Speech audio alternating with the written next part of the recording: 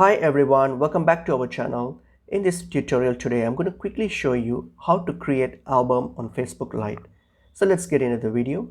Open up Facebook Lite and log into your account if you haven't. So make sure you're logged into your account. So once logged in, so what you're going to do, you're going to hit on these three lines here on your top right, click on it, and then go to your profile. So click on your profile here on your name so that you go to your profile. So once you're in your profile here, scroll down and you'll see this photos option here, the tab.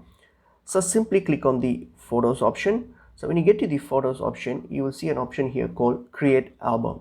So simply click on the create album and that will open up the process of creating the album. So what you're going to do, you're going to simply create your album name here. So tap on the album name and then give a name to your album, and then here you can choose how you want the album to be, whether it's private, public.